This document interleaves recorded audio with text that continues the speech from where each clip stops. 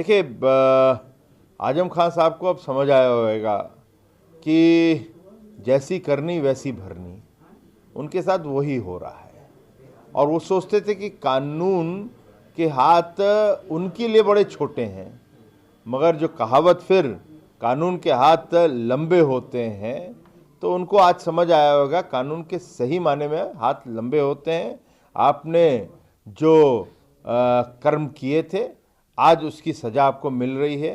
आपके और भी बड़े कर्म हैं जिसको इन्वेस्टिगेशन करते हुए आपके वो सामने आ रहा है। एसआईटी ने जो जल निगम में आपने भर्तियां की, उसको भी सामने आ रहा है। अब इसके लिए आजम खां को जो कानूनी सज़ा होएगी वो कानूनी प्रक्रिया होएगी, मगर साथ साथ समाजवादी पार्टी के अखिलेश यादव जी भी तो जेल में मिलने गए थे। उनको भी जवाब देना चाहिए कि आप एक दागी जिसने लूट मचाई, जिसने जितनी भी एक मंत्री होके जो कानून की धज्जियां उड़ाई, उसके साथ आप फिर भी खड़े होने जेल जाते हो, तो आप भी कहीं ना कहीं उसमें दोषी हो, तो आपको भी जवाब देना चाहिए। सर, मुख्य विपक्ष इस पे सबसे पहला आप बदले की भावना से कार्रवाई कर रहे हैं, जो कि लगातार आरोप लग रहा है आजम खान मामले में।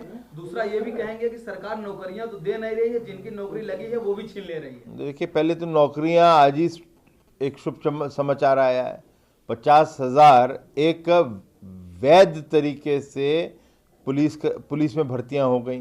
तो नौकरियां सरकार बहुत दे रही है। इसमें किसी दिन अलग से हम लोग कहीं बहस सही करना चाहें तो उसमें हम बहस करने को तैयार हैं। दूसरा, जहां तक कि कहीं पूर्वग्रह से कार्य कर रहे हैं, तो पूर्वग्रह से मैं 2 मिनट मान भी लूं, जो कि है नहीं, मगर कोर्ट होता है, सजा कोर्ट देती है, नहीं कोई एसआईटी देती है। वो खाली विवेचना करती है, इन्वेस्टिगेशन करती है। जो चीज़ें सजा का जो अधिकार है हम लोगों के, उसके अंदर धारा के अंदर और आईपीसी की धारा के अंदर, और जो संविधान भी कहता है उसके अंदर कोर्ट देती है, नहीं कोई पुलिस या एसआईटी देती है। सर, सवाल ये जो 12 अब क्या नई भर्तियां होंगी? अब वो एक प्रक्रिया है, उसके लिए वो जो विभाग है वो उसको देखेगा क्या करना है क्या नहीं करना। जो भी उचित होएगा वो फिर बताया जाएगा। ऐसा है, जो मुख्यमंत्री जी ने कहा वो और सदन में कहा, तो उसमें कोई किसी को संदेह नहीं होना चाहिए।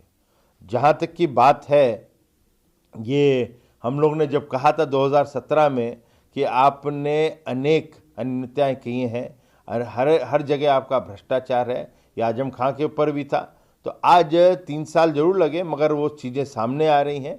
क्योंकि जब भी आप कार्रवाई करते हैं तो कार्रवाई एक उसको आपको सत्य के साथ करनी होती है। उसको जो कार्रवाई होती है उसको ठोस करनी पड़ती है, और ठोस करने के बाद फिर कोर्ट में जाती है। कल को कोर्ट भी आपके ऊपर उंगलियां उठा सकता है कि आपने कार्रवाई कोई पूर्वग्रह से करी हो। तो इसलिए जो कार्रवाई हो रही है वो कार्रवाई हो रही है। और जो कहीं नोएडा के अंदर मुख्यमंत्री ने कहा है, क्या की रिपोर्ट में है, तो 30,000 करोड़ की चीज़ें सामने आ रही हैं। और सबको पता है कि नोएडा के अंदर चाहे मायावती जी रही हो, चाहे वो अखिलेश यादव जी रहे, वहाँ पे लूट का एक उद्योग चल रहा था नोएडा और ग्रेटर नोएडा में। वो क्या की रिपोर्ट में है, उसके ऊपर जो कार्रवाई करते हुए सामने जो चीज़ें आएंगी और दोषी जो होएगा उसको फिर कानून अपना काम करेगा। देश दुनिया की ताज़ा तरीन खबरों से रूबरू होने के लिए सब्सक्राइब कीजिए आपका अपना चैनल NDTV भारत।